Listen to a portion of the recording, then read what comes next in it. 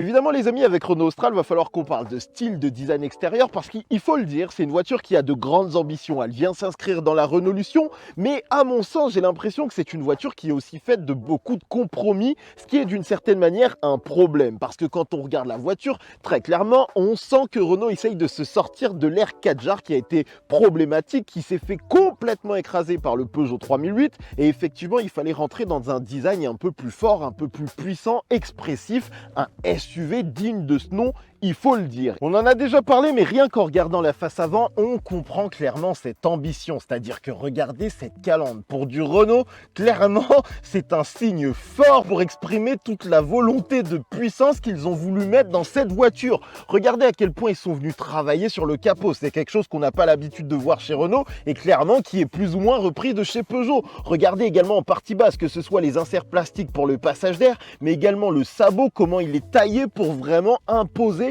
une volonté puissante. Et même l'arrivée de cette lame façon Renault Sport, mais qui est maintenant nommée Esprit Alpine, est clairement un signe de volonté plus dynamique, plus sportive. Là où on est peut-être un petit peu dans un entre-deux, c'est évidemment sur cette nouvelle signature lumineuse qui reste dans l'ancien temps avec ses fameuses C-Shape, mais toujours dans cette volonté plus dynamique que Renault Austral essaye de nous imposer à travers tout ce travail de style qui a été fait ici. Maintenant, si on regarde au détail, je dois le dire, je trouve que cette calandre est peut-être un peu trop grossière. On sent cette volonté un peu excessive de vraiment changer la donne, de changer le visage de Renault. Et j'ai malheureusement l'impression de voir un style un peu dépassé. C'est un peu comme si je voyais le facelift de ce qu'aurait pu être une version RS de la Talisman, vraiment pour dire les gars, on arrive avec du costaud chez Renault Sport par exemple. Là, on sent le côté caricatural, le côté vraiment les amis, faut qu'on y aille. Et c'est un peu dommage. Et même à travers la teinte de ce Renault Austral, on comprend qu'ils ont essayé de changer un petit peu les codes. Alors, le bon point, c'est que ce n'est pas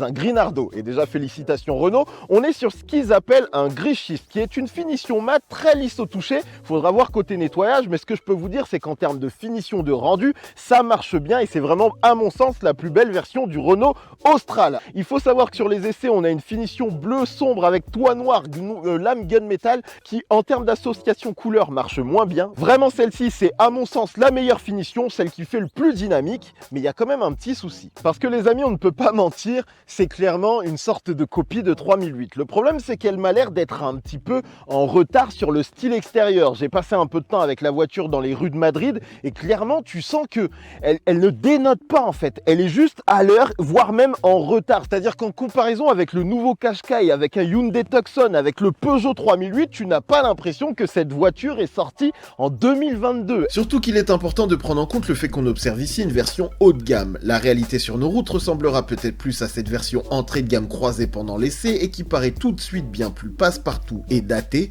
Enlevez déjà les jantes 20 pouces, la peinture spéciale et le biton et rapidement le Renault Austral devient plutôt banal. Mais je dois le reconnaître, Renault a globalement essayé de faire des efforts et c'est à noter. Honnêtement, avec cette finition mat, ça ressort encore plus. Il suffit d'observer le profil pour clairement identifier déjà la copie d'autres véhicules, mais surtout ce travail de force visuelle, de sculpture de la carrosserie qui est plus important, que ce soit en partie basse où Renault avait tendance à justement mettre en lumière beaucoup trop de rondeur, ou même sur cette aile arrière qui, même si elle manque un peu de déhanché, a le mérite d'avoir essayé d'être creusée autant que possible. Le truc, c'est que si on se dit les choses, quand je touche ici là, même en termes de format, déjà comme je vous le dis, très proche d'un Qashqai, mais aussi d'un Koleos, d'une Mégane, on sent que ces véhicules datent d'une génération précédente. Et c'est d'une certaine manière le problème de Renault Austral qui sort en 2022 et qui du coup dans la logique devrait durer jusqu'en 2027, voire 2028. Et là, dans 2 ans, même l'année prochaine, cette voiture sera datée. Toujours est-il qu'on est en face d'une véritable évolution. Certes, il aurait fallu qu'elle arrive plus tôt,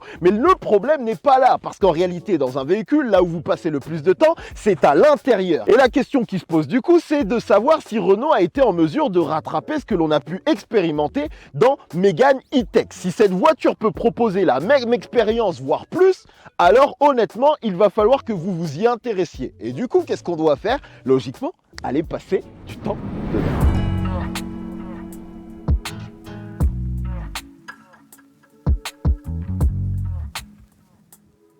À l'intérieur de Renault Austral, les amis, c'est une masterclass. Regardez les petites animations d'allumage des écrans. Déjà, là, on est monté d'un niveau chez Renault. Je viens poser délicatement mon téléphone sur le chargeur à induction. Et déjà, en termes d'installation, on commence à toucher quelque chose. Je pense que ça fait partie des meilleures expériences. C'est facile, accessible, juste sous la main, c'est parfait. Et alors, forcément, alors attendez, vous savez quoi? Je vais mettre le contact. Regardez, mon siège va avancer délicatement. Alors, on retrouve ce qu'on a déjà découvert dans Mégane électrique. Et c'est pas un souci parce que rappelez-vous de ce que je vous ai dit, le système est magnifique. En termes de multimédia, d'infotainment, il n'y a rien à dire. Renault a touché quelque chose avec son nouveau système Open Airlink. Ça répond véritablement comme avec nos smartphones aujourd'hui et du coup, ça fait que l'expérience est magnifique et je le rappelle, notamment géré par Android Automotive. Ce qui fait que à l'utilisation, rouler dans cette voiture déjà donne presque une impression premium surprenante. Il faut qu'on se le dise, on est sur une finition esprit alpine,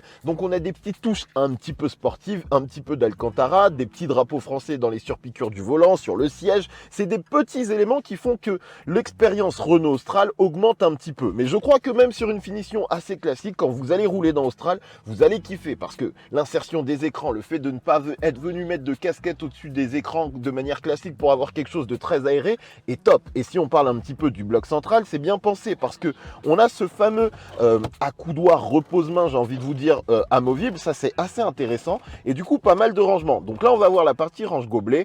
Tout ce qui va être charge, donc USB type C et prise allume-cigare. Et si vous décalez ici, vous avez un grand rangement dans lequel vous pouvez mettre quelques éléments. Le truc qui m'embête un petit peu, c'est que ce repose-poignet, il est excellent. En fait, il est vraiment excellent. C'est trop cool de le prendre en main. Sauf que la logique du coup voudrait que les éléments de conduite pour passer de marche avant, marche arrière, etc. soient placés ici. Ce serait vraiment parfait parce que du coup, je suis en train de conduire. Bam, je chope ça, j'appuie sur un bouton, je ne sais quoi, et je passe en marche avant. Je pense que pour des histoires de coût, Renault a décidé de garder ça derrière le volant dans un commodo placé au-dessus de la commande d'essuie-glace et j'y arrive pas. C'est-à-dire que ça marche, ça fonctionne. Le problème, c'est que très souvent, du coup, moi, je chope ma commande d'essuie-glace et ça aurait été tellement plus logique et d'une certaine manière, ça aurait augmenté l'expérience qu'on avait déjà mis dans Mégane en venant le placer dans cet élément qui, en termes d'ergonomie, est top. Et vraiment, je m'en remets pas, hein, mais le chargeur à induction, c'est du bonheur. Globalement, en termes de rangement, il y a de quoi faire parce que regardez, je peux mettre ma bouteille ici. Quand j'ai pas de bouteille, forcément,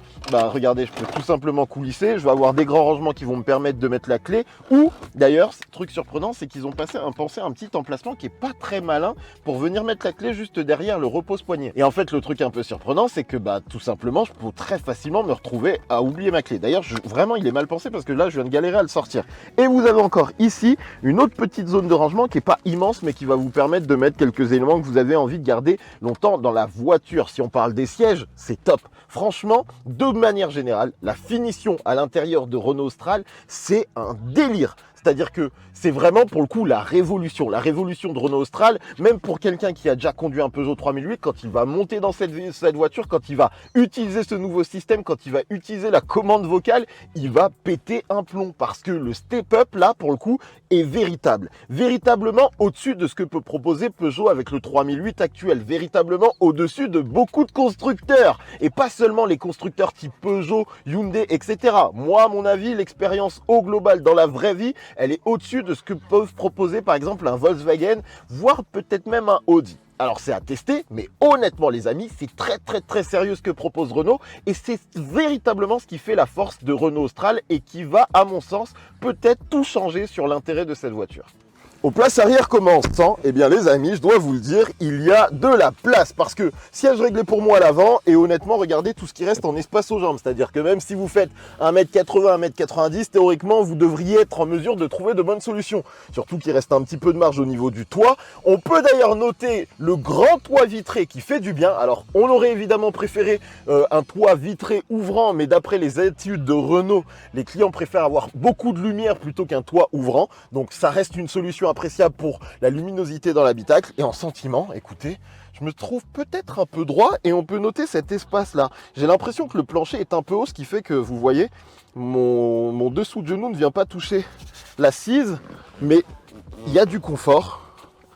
L'accoudoir est pas incroyable avec 2 portes gobelets, on a 2 prises USB type C, pas la possibilité de gérer la clim à l'arrière, des filets derrière les sièges, les contreportes sont très soignées, honnêtement il manquerait que les ambiances lumineuses pour aller au bout du truc, mais franchement on a l'Alcantara, les petites touches de surpiqûre bleue pour l'esprit alpine, et le sentiment avec ce toit gris chiné qui n'est pas noir, bon point, et c'est vraiment top hein. Franchement, c'est vraiment top, je rigole pas. Et puis, il y a une vraie sensation de lumière, une vraie sensation d'espace qui est très appréciable. Alors, évidemment, ça ne veut pas dire que tout est parfait. Regardez, par exemple, la sensation quand on prend les poignées de porte, vraiment, ça fait très cheap. Malheureusement, ça c'est le premier truc que j'ai remarqué. J'ai pris la poignée dans la main, je me suis dit, la sensation n'est pas top.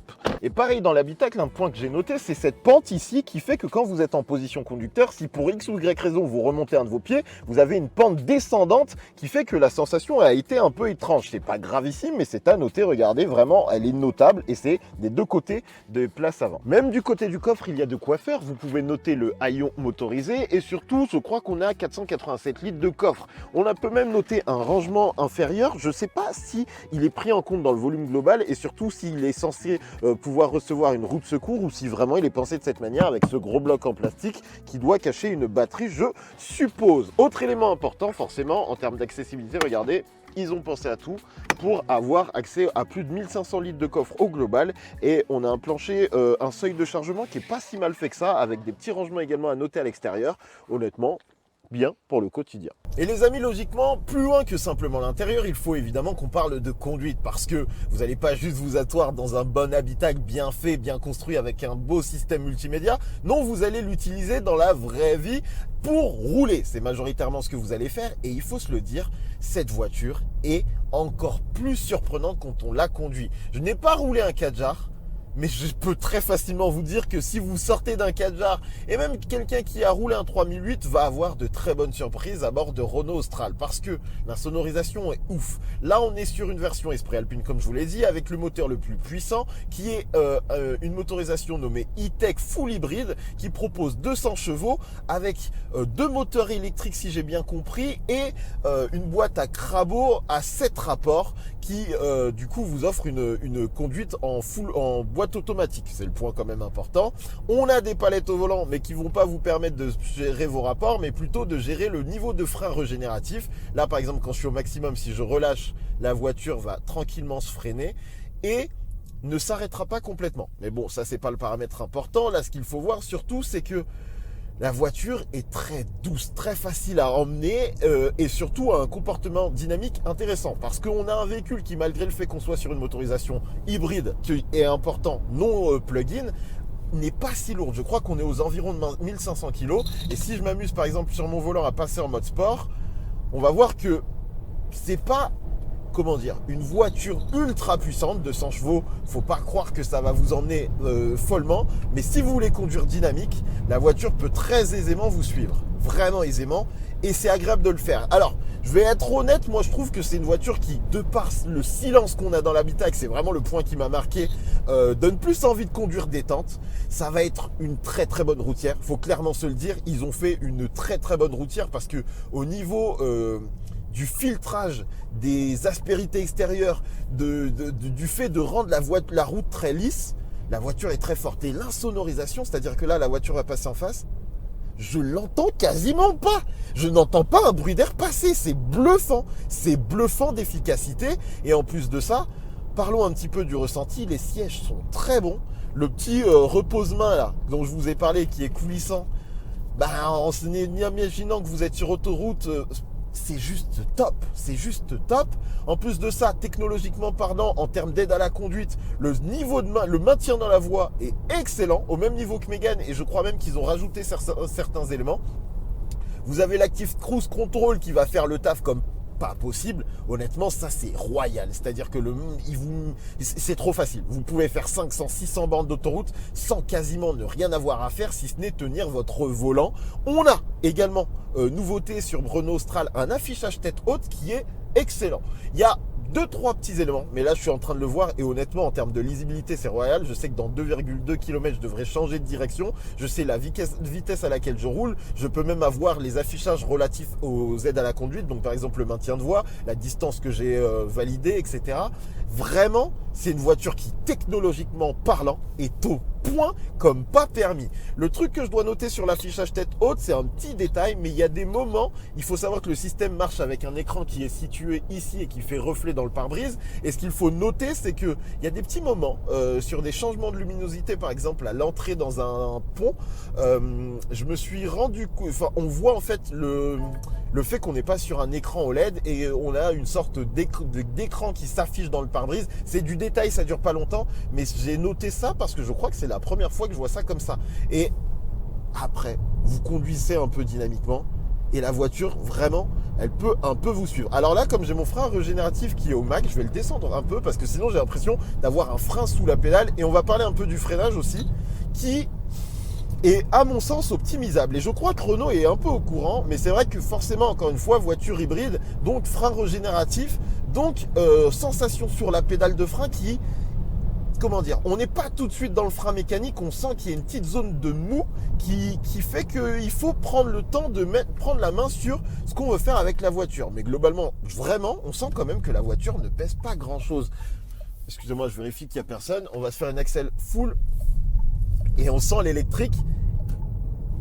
Là, j'ai l'impression de faire une accélération en électrique et là, j'ai senti le moteur thermique véritablement se mettre en route. Et ça accélère pas de manière folle. Honnêtement, quand on entend 200 chevaux, on attendrait quelque chose d'un petit peu plus conséquent. Mais ça marche. Ça marche de manière suffisante pour le quotidien. Et surtout, ce qu'il faut garder en tête, c'est que certes, vous avez 200 chevaux parce qu'il y a l'association du moteur thermique et du moteur électrique. Mais en réalité, ce qu'il faut surtout noter sur cette motorisation, c'est à quel point elle est... efficiente. Efficiente parce que déjà, vous roulez quand même souvent en mode électrique, particulièrement quand vous êtes en ville. Et à côté de ça, en plus, ce qu'il faut noter, c'est que les consommations sont très basses. C'est-à-dire que là, je suis à 6,3 litres de consommation moyenne pour 284 km parcourus.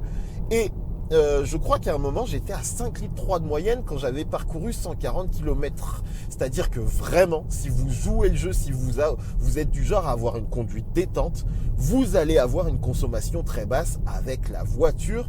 Et en plus de ça, vous n'avez pas à vous prendre la tête à savoir est-ce que ma batterie est chargée, pas chargée. La voiture fait le job pour vous. Et honnêtement, je crois que c'est la meilleure solution en termes d'hybridation. Parce que c'est pour ça que Renault a fait ce choix-là. Ils ont conscience d'une certaine manière que c'est une prise de tête que de devoir penser à charger sa voiture. Qu'en plus, pas mal de gens, par exemple, quand c'est des véhicules de flotte, ils ont leur carte essence. La voiture, ils s'en foutent de charger. Ils vont charger, ils vont mettre de l'essence et même s'ils traînent un tank qui du coup est beaucoup trop lourd et consomme plus, c'est pas leur problème. Et là, il n'y a pas de prise de tête. Et surtout, en termes d'agrément, je vais dire, ok Google, raconte-moi une blague.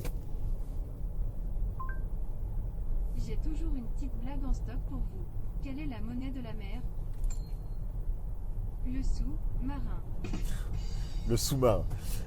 En fait, c'est trop efficace. Honnêtement, c'est trop efficace. J'ai Android Auto sans fil qui est déjà connecté, mais je n'en ai même pas besoin parce qu'en réalité, j'ai Android Automotive. Ça, c'est un peu particulier. Plus le temps va passer, et je l'espère véritablement, Renault va mettre à jour ce système, apporter des petites innovations. C'est-à-dire que moi, je leur ai dit, il faut que le frein régénératif soit gardé en mémoire. Il faut que quand je mette mon clignotant, je puisse avoir en caméra la caméra d'angle mort qui s'affiche dans l'écran. Il y a plein de petites mises à jour qui peuvent être faites, qui vont faire que l'expérience à bord de Renault continuera de s'améliorer et du coup les clients qui auront pris la voiture et déjà se prendront une petite claque technologique se diront dans 6 mois, dans un an, la dernière mise à jour elle est venue corriger ce petit défaut que je trouvais et qui m'a posé problème. Si je dois quand même noter un élément qui a son importance, c'est que d'un point de vue moteur, il y a des petits moments où la voiture fait des sons un peu inattendus. Je crois que Renault est au courant et que c'est lié un petit peu à l'utilisation un petit peu partielle du moteur thermique qui du coup par moment va devoir se réchauffer par exemple, et en fait ça génère des vibrations qui sont un peu étranges. Il y en a deux que j'ai notées, une qui fait vraiment vibrer toute la voiture, ça m'est arrivé une fois, et une autre qui est plus fréquente et très légère mais qui donne comme une impression de téléphone qui vibre. C'est-à-dire que plusieurs fois, je suis là, je me dis, tiens, mais attends, il y a mon téléphone qui vibre. Et en fait, non, pas du tout. C'est juste le moteur qui génère une légère vibration, mais qui est notable. Et en fait, malgré ses défauts, l'expérience à bord de ce Renault Austral est surprenante d'efficacité parce que j'ai vraiment besoin de passer une semaine pleine, voire plus avec cette voiture pour déterminer à quel point ils ont augmenté le niveau. Et en fait, honnêtement, faudrait faire des comparatifs avec d'autres véhicules parce que je crois vraiment qu'ils sont dans le haut du panier dans l'expérience qu'ils proposent, particulièrement en plus avec cette finition esprit alpine qui apporte un petit peu de cachet à l'intérieur de la voiture. Mais c'est d'une facilité, regardez ce qui va se passer. Je vais activer le régulateur de vitesse. Là, j'ai le maintien dans la voie. Bah, regardez, la voiture est en train de ralentir. C'est pas moi qui ralentis. Regardez, la Clio, pour une raison que j'ignore, parce qu'elle n'a pas de clignon. Hop, la voiture ralentit. Elle va voir qu'elle va partir et normalement, elle devrait relancer. Ah, j'ai oublié de lui dire à quelle vitesse je voulais rouler. Donc, je vais rouler à 90. Par contre, l'accélération est progressive. Il faudrait que j'aille voir dans les menus véhicules si, par exemple, dans aide à la conduite, je peux décider de faire en sorte qu'elle accélère plus rapidement. Mais c'est d'une facilité. C'est-à-dire que, regardez, les amis. Là, je suis maintien dans la voie et ça va tout seul. Et je vois dans l'affichage tête haute que mon maintien dans la voie est bien activé, donc pas de panique. Vous allez voir que si je vous le mets là, on peut voir que c'est parti. Mais vraiment, c'est trop simple. C'est trop facile. C'est trop facile et super efficace. Et c'est toujours 6,3 litres de consommation.